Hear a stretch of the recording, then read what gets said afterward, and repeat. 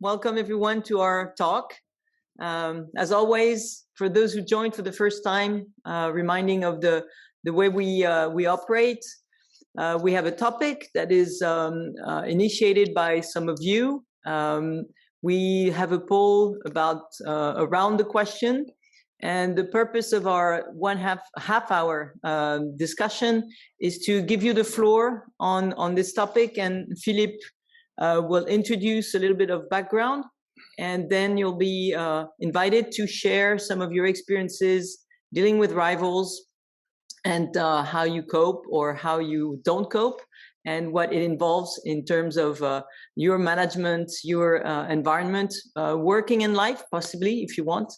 And before Philippe gives in the introduction, maybe Camilla, you want to say a few words about the poll? Yes, we did a poll on Facebook and asking if people thought of rivalry as entertainment or a risk, especially at work. And we had 5 people that said entertainment and 3 people said risk. So it's even. And now Philippe will react and introduce our evening topic and will comment. All right. Good evening, everyone.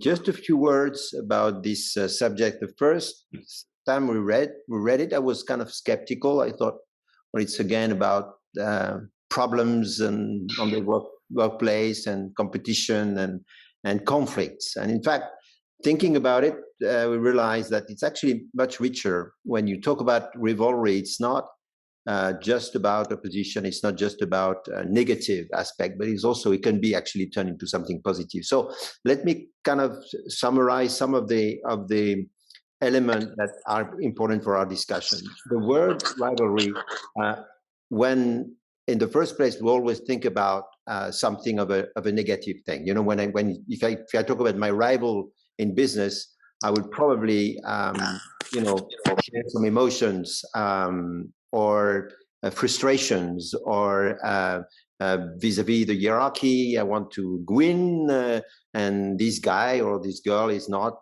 making my life easier, etc. So it seems that there's something negative about it. So beyond that element, it's interesting to look at if the rivalry, the fact that you have rivals in the organization, can be something constructive and positive. And there is one domain and one field that helps understand that very much. It's actually sport, where you have rivals, and sometimes it can be very personal, but there are rules, right? So when you are in sport, there are things you can do and things you can't do. And people accept those rules. They accept some values, they accept some rules, some elements of behaviors, and still they are in very harsh and tough competition, and they really try to win. And when they contribute, they will go to the end, right? And basically they will try to beat the other one. Now, reflecting on this and try to see how we could connect that with the business world is kind of more difficult, because there is one element about rivalry, which is about the common goal. The common goal can be my reputation. It can be I want to have the top job. I want to win some kind of project or whatever, but I have something to win vis-a-vis my opponent or my rival. And the interesting part about literature about the working environment and how you can actually behave in business is that, you've probably heard about this introduction of words like co-opetition, right? Collaboration and competition, all those different elements that seems to be a bit intellectual. And sometimes we say, this is academia bullshit.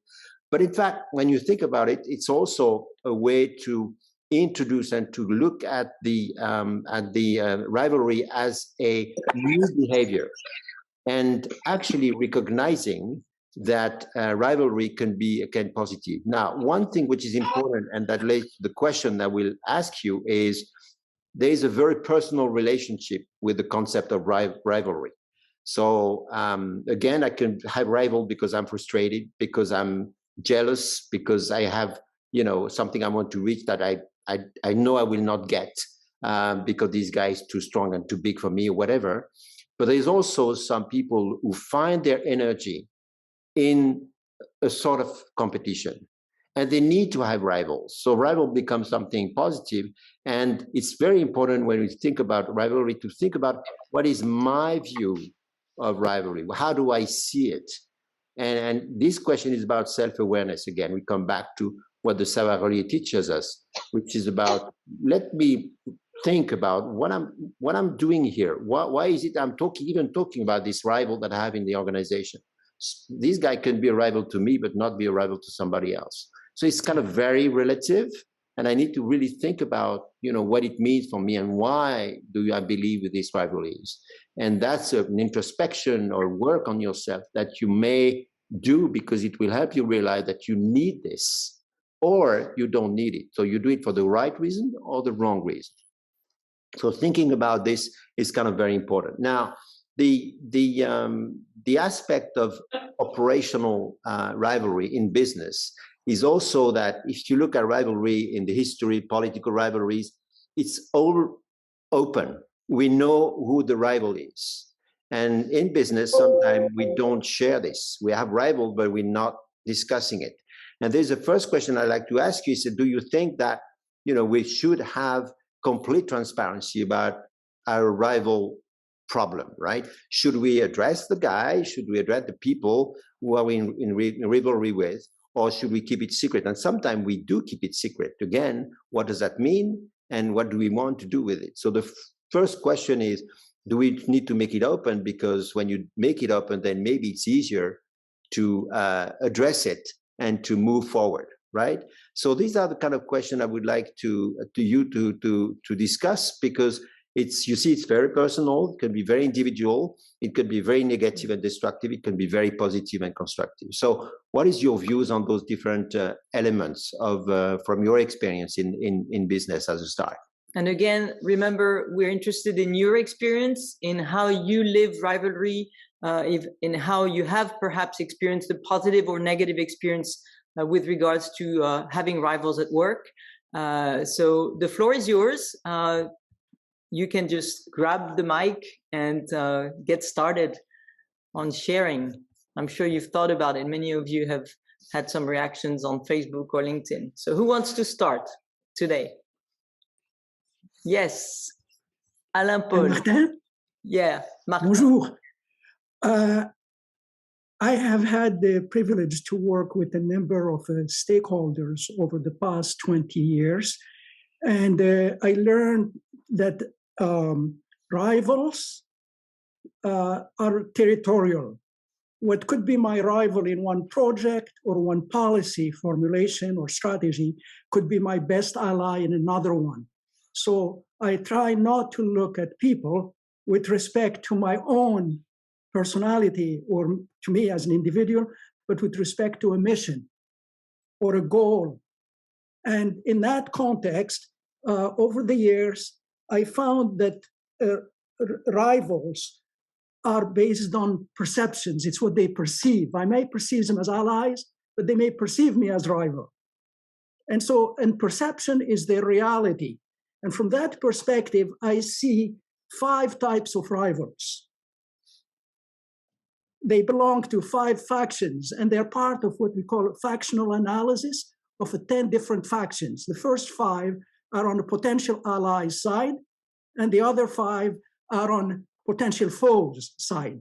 We call them the F. So starting from the F5 or a foe, we have the born and the acquired. For instance, if I look at it in a French network, Jacques Chirac and Valéry Giscard d'Estaing used to be allies, but they turned into acquired foes. And acquired foes are most of the ex-spouses. And the F5 or the foes are the rational adversaries. They are mission-driven, and we could find even temporary coalitions with them. The next group is dangerous by accident. We call them the fumblers. These are people who, even when they try to help you, each time they open their mouth, they may not even help themselves. They're loose cannons, in a typical Anglo-Saxon language. We call them the fumblers. The next group are people are dangerous by design. Their vested interest is systematic obstruction regardless of the consequences, even if it means self-destruction. And we call them the fiascos or the F7s. And the last two are the unknown known and the unknown unknowns rivals. And there's whole reservoir depending on how important is your mission from strategic point of view. And they may only hit you as a result of surprise event, an incident that shakes deeply held beliefs. You never knew they existed. So that's, I wouldn't want to go into details, but basically that's my classification of foes, regardless of whether they are an F5, an F6 or 7. I want to treat them with utmost respect. I don't have to esteem them.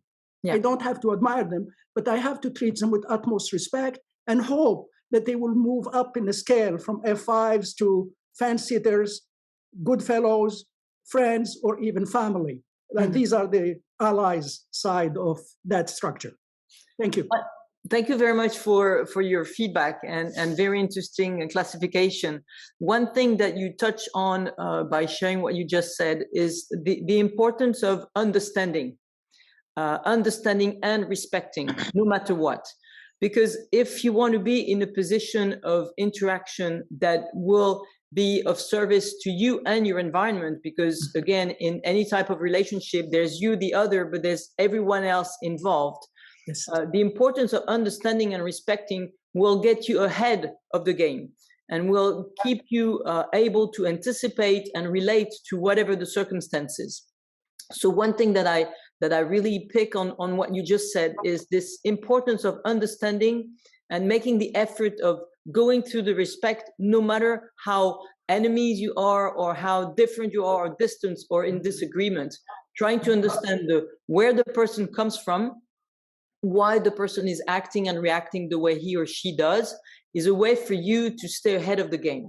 And I think this is a very important advice or tip to think about when you're in a position of rivalry or competition or enemies and finding your allies and enemies, which is actually one of the questions that you have when you do your self-portrait in the protocol of Savoir-Relier.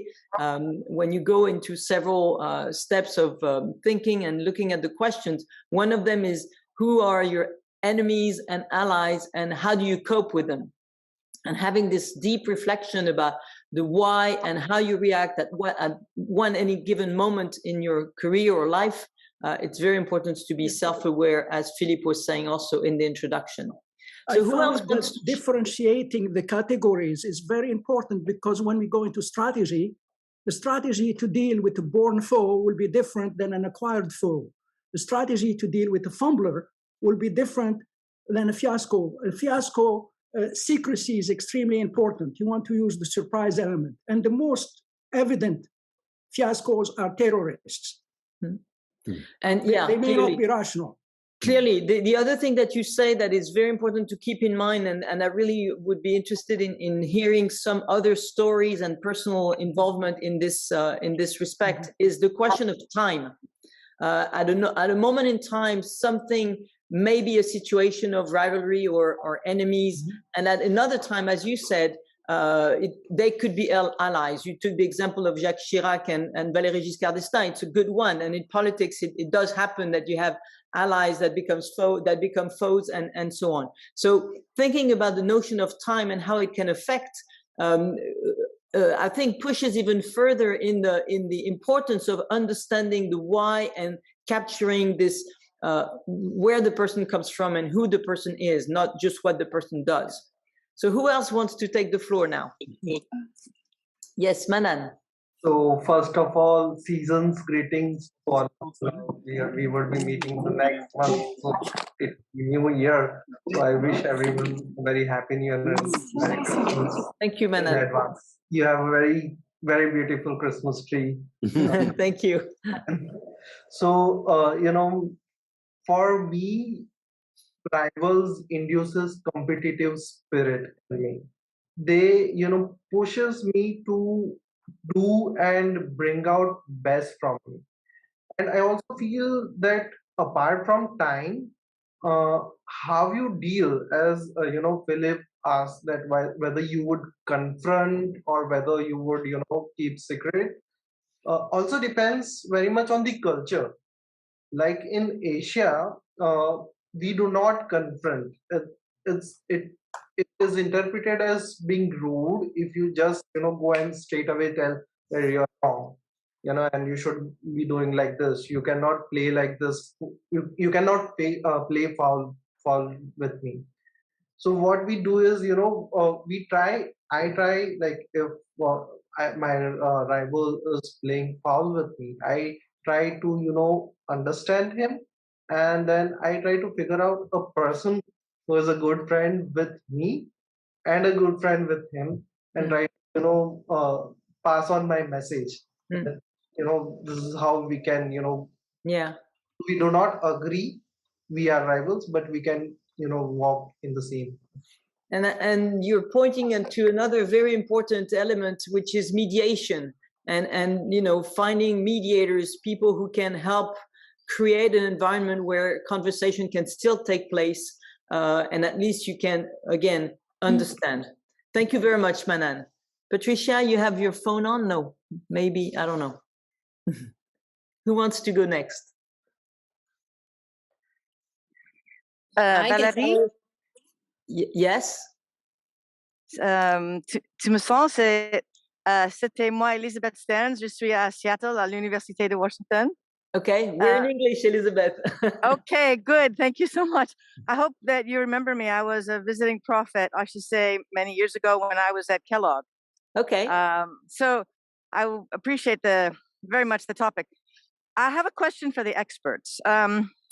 What happens if a rival is inserted into your life when before the rival appeared to be a collaborator, and all of a sudden someone perhaps gives authority to the person with whom you were collaborating in a way that was not expected, and then becomes, I don't remember the scale, 1, 2, 3, 4, 5, 6, 7, but shifts from being a collaborator to someone who perhaps is maybe even dangerous and is not involved in a shared goal.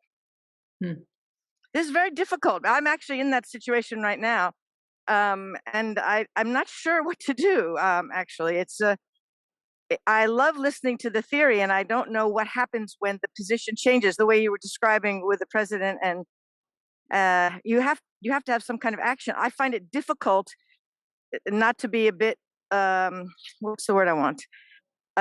Afraid of the danger that is behind the door, Yeah, you are referring to, well, maybe you can clarify a little bit of your background, if you can, the situation you're in right now. But in my mind, listening to you, I hear, for example, having a colleague who becomes a boss, or having a change of hierarchy or relationship in a situation where you are living side by side for a while, and you become all of a sudden in conflict or competition with that same person who was more of at an equal or collaborative level before. Yeah, no, that's not, no, we're both still the same level. Okay. We're both still the same level. And that's what makes it even more tricky. There's not a situation of somebody being the boss or not. We both report to the same person. But there's just the person has actually come from a different university, and all of a sudden, I guess we say, the bright shining object. And so everybody says, oh, what this person is doing is really fantastic, when in fact we've been doing the same thing for 4 or 5 years, but nobody noticed. Okay. Yeah, I've been there. So it's like someone, you have this idea and someone takes it as his own or her own, and okay. Well, in this case, one thing I would like to say, perhaps, and it's more sharing experience than looking at expertise. One thing you mentioned, authority. The notion of authority creates a hierarchy in the relationship, when you have authority on. So there's a form of domination. I'm superior, you're inferior, and I have authority on you. And there's another form of authority which is much more constructive when you're in a situation of conflict or feeling that somebody's stealing something away from you, is balancing authority not on someone but for something. And when you use authority for, then you're trying to go beyond the notion of relationship or dominating someone, but you're working towards a certain goal. So it's the question of direction, of pushing towards a certain direction. And if you work on that area and you accept that you had an idea that you've worked on for 5 years and you feel somebody took all the benefits from it, maybe, and there's the question of being in the light and being in the darkness or not being recognized, because what you're touching on is a question of recognition, which we all need as a human being.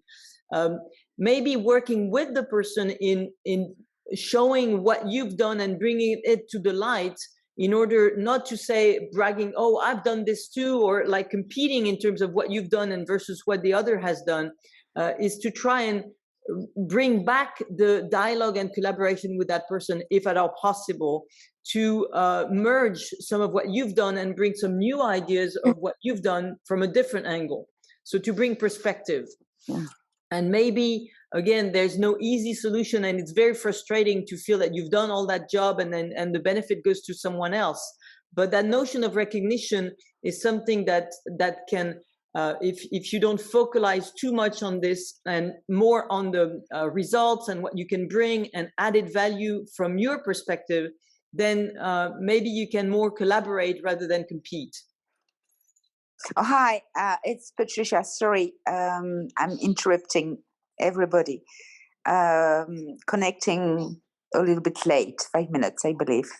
Time to charge, download the Zoom. No problem. I understand, the person. I miss your surname. Elizabeth. Yeah, I had this this experience, being still anyway under pressure, but I think that with experience and so on, I learn how to in brackets to fight, but fight for myself, for what I believe too. Yeah. And and you can be challenged with people who are much more in marketing themselves. They can steal your ideas. They are better than you in communication and so on. And at the end of the day, you've done a great job. You have thoughts, you have ideas, but you are not the one who is, on the scene. And at the end of the day, you don't need to know, on the scene. At the end of the day, what you said is very important, is we are all on the same boat, thinking. And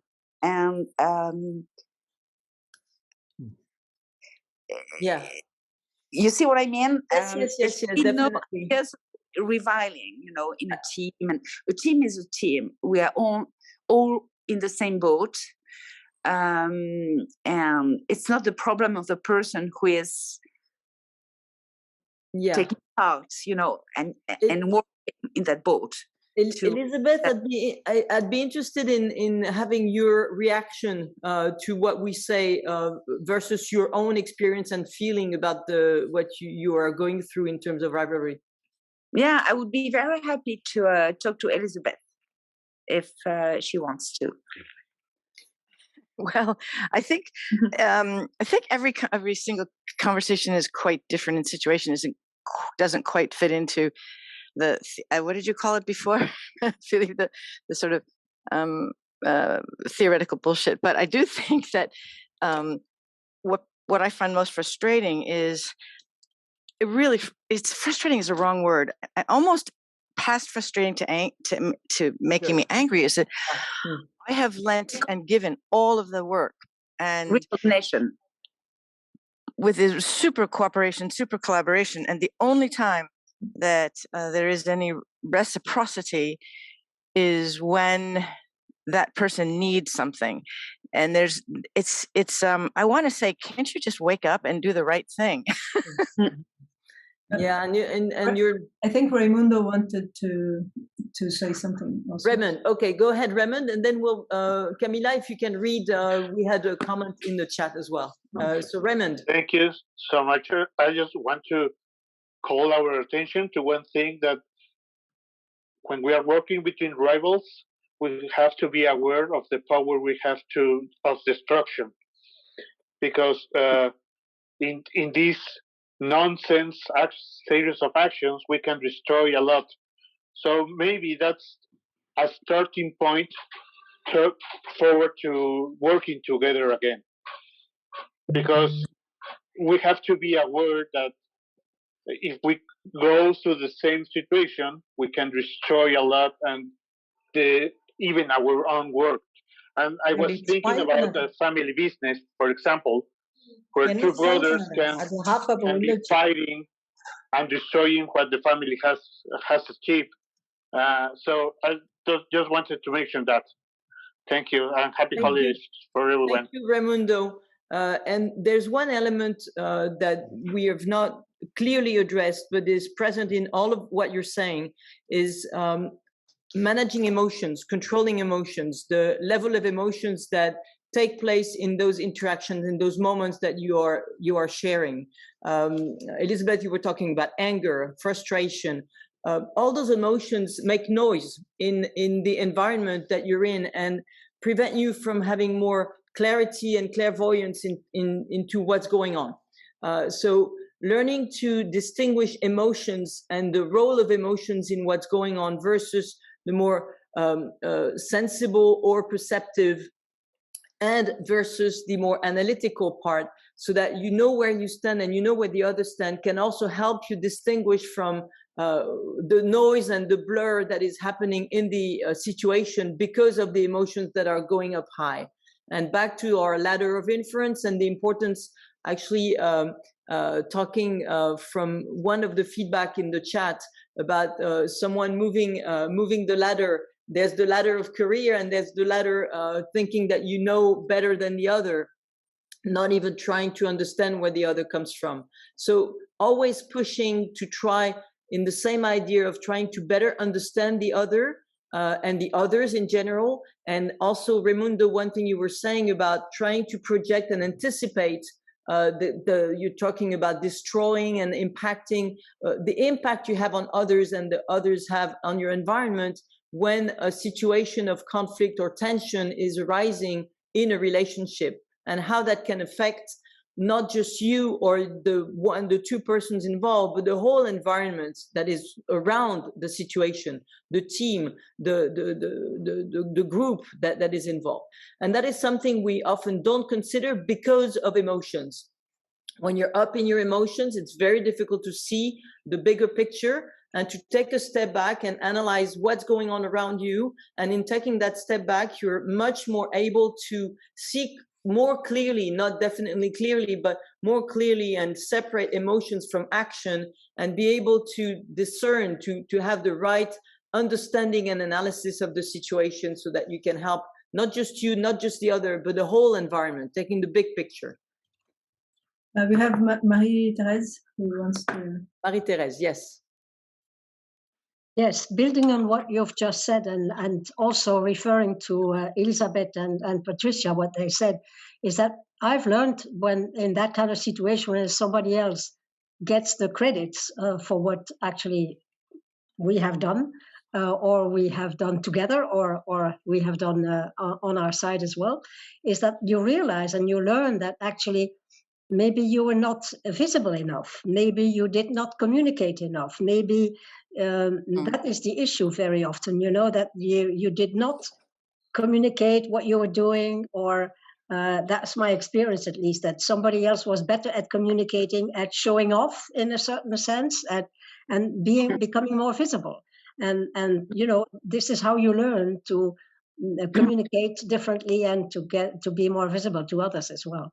Yeah, and very interesting, Marie-Thérèse, because what you're saying is one, communication, but also having enough self-esteem and self-confidence to be able to stand up and just speak up about what you're doing. Olena, you have your hand up as well. Yeah, I just want to add also that what is the most difficult in such kind of situation is to stay genuine and generous, because you are closing your environment and you can't generate anything. And in that case, you are losing, because you cannot shine, you cannot put yourself in a spotlight, and basically you close your environment, you cannot get out of your box, and you feel that everything what is nice about you and everything that you can share with the rest of the world is just simply locked, and there is no way to show it to the others. And in that case, I also fully with you that you need to understand what drives that person. You need to open your mind. You need to take and embrace this enemy, and then go further, because there is your path and there is the path of this person.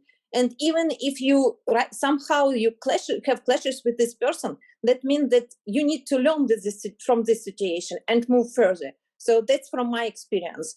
Otherwise, you're just simply going to be dead. That's the problem, because you exhaust yourself with all this situation. Yeah. Just one comment I would like to add on this, that I completely agree with this question around how do you deal with a conflict like this. And what Elizabeth mentioned was a bit of this emotion and frustration and the irritation of a situation you're not sure how to get out of it. And of course, sorry. I think there is this situation where, yes, you have to realize, yes, you have to take some from distance, etc. But I can hear in Elizabeth's voice that there's a frustration. I say, oh, principle bullshit, etc. can be there. We need to listen. We need to be. So this attitude that we have to have is absolutely true. The question remains on operationally, what are you going to do?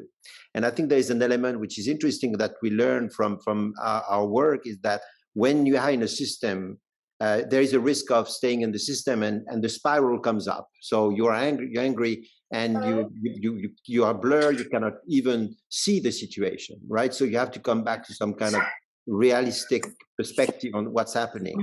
And my advice to Elizabeth on this one would be to ensure that, of course, you need to stand back, and we need to reflect and trying to answer the question, what's going on. But there's also something important, which is tomorrow morning, I need to do something differently. You need to break the system, because you are in a spiral and you will stay in the same mood, etc. And my advice to that, when I have to coach people on this, is that do something different with whoever is at stake. It can be the person, but it's also the other people who recognize the value of this person at your expense. And you need just to decide which part of action I'm going to take to just shake the system a bit and see what comes on, and then go further and further with this open mindset, as you mentioned. But you have to trigger that with something really practical and concrete. That's what I'm trying to say. Yeah, we're reaching the end. I know 30 minutes is always too fast, and there's again a lot of talk going on afterwards. There were a lot of comments in the chat that I encourage you to go and read. Geoffroy mentioned this question of questioning yourself and being able to take a step back, which is exactly what we're saying as well. So giving perspective either through others or through your own eyes, by having this ability to take a step back, which, as Olena mentioned very well, it is difficult. And if you are too closed in or too genuine, too generous, you can't see anymore. So that question of noise and difficult moment of getting that perspective that you need. I think some of the work that we do with the Savoir-Relier is building this environment where you have people you can rely on, that you can go to when you're lost and when there's a moment that's difficult, to get that perspective. The thing that we do in the duo, when you have this conversation and you get feedback from the other person that gives genuine and open perception of how they perceive you, that's learning about yourself. So that whole process of accepting to get feedback, to get an open and candid view on you, to better understand what's going on. And the last thing I'd like to share is the keep try to anticipate as much as possible, and knowing that you cannot predict what's going to happen, to be more vigilant and more able to have this learning posture and this questioning posture. I think we live a time that is very difficult with uncertainty. We're in this fifth wave of COVID, and all of this is bringing a lot of frustration and emotions that are difficult to handle. So the more you build this environment where you have people that you can rely on, that you build this solid trust that you use as you go, will definitely help moving forward. And we know that those times are very difficult. Closing on a positive note, because it's holiday season, and 2022 is our next talk. So we'll see each other again in January, second Friday of January. By then, we will be ready to launch a few of our new courses and content. So look out. And if you're wanting to keep practicing with the Savoir-Relier and all the approach that we provide and the method that helps you build those relationships that build strength in you and self-confidence and trust, you're welcome to have a look at what we do and what we'd like to offer for you to keep on practicing and developing those solid relationships through the Savoir-Relier. Looking forward to seeing you in January. Enjoy the holidays and take a good break. Have a Merry Christmas and Happy New Year. Until then, it will always be a pleasure to be with you again in 2022. Thank you very much, Camila. Thank you very much, Camille. Thank you very much, Francisco, and everyone who's been here this evening. We look forward to keeping up with the talk and staying with you every month. Thank you very much. Thank you, everybody. Thank you. Bye-bye. Bye-bye, everyone. Bye. Thank you. Thank you. Bye. Bye-bye. Yeah, thank you guys. Take care. Bye bye. Take care. Stay safe. Merci. Thank you.